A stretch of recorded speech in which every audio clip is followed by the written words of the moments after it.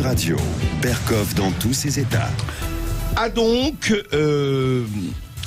on dit aux policiers, effectivement, de par l'intermédiaire du ministre de l'Intérieur Christophe Castaner et sur demande expresse d'Emmanuel Macron, attention, faut pas se livrer à n'importe quoi, il faut être tolérance zéro.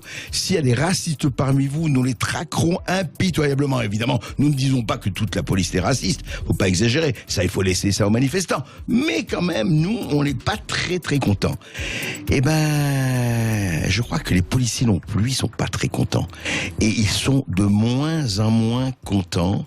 Est-ce qu'on les comprend ? Pourquoi ? On en parle tout de suite. J'en ai marre des gizmos. Oui, il y a beaucoup de gens qui en ont marre en ce moment dans notre cher et doux pays. Et ils en ont marre quand même pour certaines raisons qui ne sont pas toutes loufoques ou artificielles, loin de là.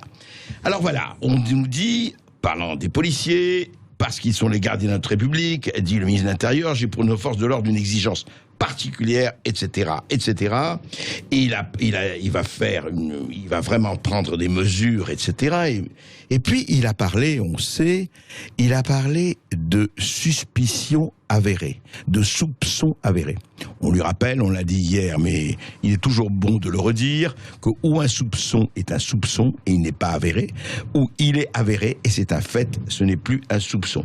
Mais qu'est-ce qui se passe ? Alors écoutez ce qu'on avait retransmis hier déjà dans Berkoff dans tous ses états, Christophe Castaner au cours de sa conférence de presse. Écoutez. Je veux une tolérance zéro contre le racisme dans notre République. Je veux que chacun sache que quand on porte l'uniforme bleu de la loi, on ne se situe jamais au-dessus d'elle. On se doit, au contraire, plus encore que d'autres, d'être exemplaire. Alors, je veux une tolérance zéro contre le racisme chez les forces de l'ordre. Voilà, tolérance zéro contre le racisme chez les forces de l'ordre. Et hier après-midi, encore place de la République, un certain nombre de leaders de la gauche et des Verts ont posé un genou en terre pendant 8 minutes 46 secondes. Silence, c'était la durée de l'étranglement ou de l'étouffement de George Floyd aux États-Unis à Minneapolis. Alors c'est quand même assez intéressant que effectivement la France, et pourquoi pas, communie avec, en ajoutant Adama Traoré, communie avec ce qui se passe aux États-Unis. Mais cet appel aux policiers, cette semonce aux policiers, comment réagissent-ils ? Nous avons avec nous Denis Jacob, qui est secrétaire général d'Alternative Police CFDT. Bonjour Monsieur Jacob. Oui, allô Monsieur Jacob, est-ce que vous m'entendez ? Oui, bonjour André Berkoff, désolé, un petit problème technique. Ah d'accord, parce que c'est toujours embêtant, parce que on se dit tiens, le silence, où est la réaction ? Très bien. Vous m'entendez bien Monsieur Jacob ? Oui, parfaitement bien André. Alors dites-moi, Denis Jacob, on s'est déjà parlé, d'ailleurs vous avez participé à cette émission déjà, mais je voudrais savoir un peu quelle est la réaction, votre réaction générale, et d'ailleurs celle de beaucoup de policiers, hier en particulier. Qu'est-ce qui se passe exactement ? Pourquoi indique-t-on ? Eh bien, attention, la police doit être exemplaire. Bien sûr que la police doit être exemplaire parce qu'elle porte l'uniforme et qu'elle a, comme on dit toujours, l'usage de la violence légitime. Mais qu'est-ce qui se passe là ? Pourquoi cette surenchère ? Alors ma réaction tout d'abord c'est celle de mes collègues, je ne suis que leur porte-parole, je porte-voix. Oui. Dès les annonces de Christophe Castaner, j'ai eu une volée de bois vert, une véritable bronca, enfin le feu dans les services, oui. Parce que une nouvelle fois, et je le dis puisque je suis une des seules organisations syndicales à le dire clairement, le racisme et les violences policières n'ont pas leur place dans la police nationale. Mais ça reste des faits marginaux. Sauf que l'annonce de Christophe Castaner, elle s'adresse à tout le monde et sont ressenties comme une sanction. Et nous n'en pouvons plus qu'à chaque fois qu'il y a une polémique, qu'il y a un problème de société, que ce soit systématiquement les policiers qui en soient les boucs émissaires. On a eu les gilets jaunes avec des violences extrêmes contre lesquelles nous avons fait l'usage de violences légitimes. Il y a eu des blessés graves. Il ne faut pas oublier que ces blessés graves ont été la conséquence d'un emploi d'effectifs, notamment ceux de sécurité publique, qui ont été envoyés au casse-pipe, au charbon, pour faire du maintien de l'ordre alors qu'ils ne l'étaient pas formés et qu'ils n'avaient pas le matériel. Alors on a retiré les grenades de désencerclement. Voilà. Ouais. On a eu l'affaire Théo. L'affaire Théo, on a eu le problème de la matraque télescopique où on a crié au viol qu'il fallait que ça passe en assise. On a attendu 1 an d'enquête pour, au résultat, constater qu'il n'y avait pas eu viol et puis que le geste, s'il avait été mal fait, il n'y avait pas un caractère délibéré de le faire. Alors on dit interdisons la matraque. Aujourd'hui, on nous dit il y a eu des personnes décédées à cause de la clé d'étranglement. On enlève la clé d'étranglement. Mais donc, si je comprends bien, il faut que le policier il aille faire son travail avec un bouquet de fleurs, dire gentiment aux individus auxquels on est confronté, parce que je rappelle que les problèmes que l'on rencontre, c'est pas avec monsieur et madame tout le monde, c'est avec des délinquants. Et donc, on va falloir dire suivez-nous gentiment, s'il vous plaît, au commissariat. Non, mais où est ? On n'est pas dans le monde des bisounours.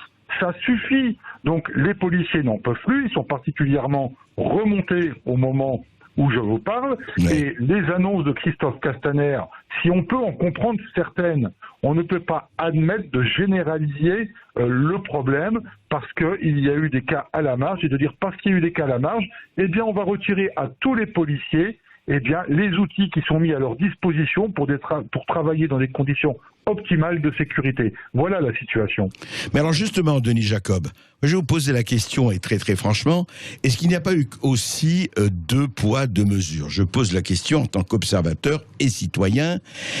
On a constaté, et je ne suis pas le seul à avoir constaté, qu'il y a eu un traitement, je ne parle pas des Black Blocs, je parle des gilets jaunes, des ronds-points et compagnie, à des moments, on a l'impression, alors on ne dit pas que ça a été sur ordre ou pas, mais tout se passait comme si les gilets jaunes de base ont été quand même, quand je dis légèrement, beaucoup plus maltraités ou certainement qu'un certain nombre de quartiers ou de banlieues ou de cités et je pose la question et je voudrais avoir votre ressenti aussi.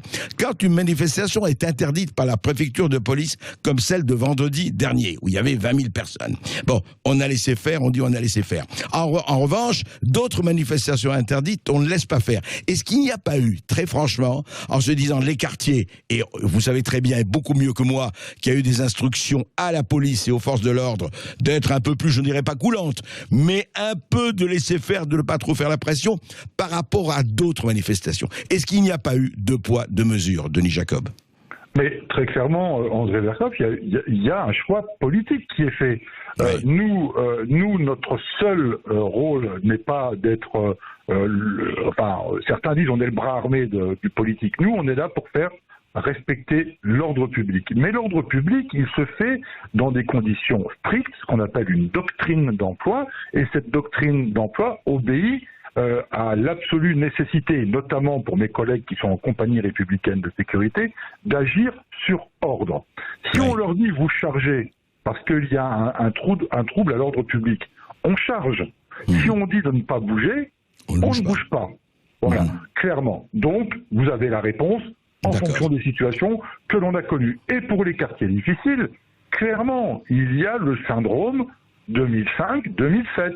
Les violences urbaines auxquelles on a été confrontés, et que notre présence dans les quartiers difficiles doit se faire d'une manière très mesurée pour éviter que nous ayons un nouvel enflammement. Alors, on y intervient quand on y est appelé pour régler des problèmes, mais on essaye d'y rester le moins longtemps possible pour éviter, alors déjà qu'il y a des violences urbaines, et puis aujourd'hui, au vu du sujet d'actualité, eh bien qu'on nous dise d'être des provocateurs, et quand on va vouloir interpeller, de faire de la sélection raciste, parce qu'on interpellerait des personnes d'origine qui sont des Français, je le dis, mais qui seraient d'origine maghrébine ou d'origine africaine. Et ça, une fois de plus, les policiers ne veulent plus l'entendre. Ils veulent faire leur travail dans de conditions optimales de sécurité, et quelle que soit la personne que l'on a en face de nous. Bien sûr. Et d'ailleurs, d'autant plus, il faut le dire, que il y a 2 jours encore, 2 policiers de Drancy en Seine-Saint-Denis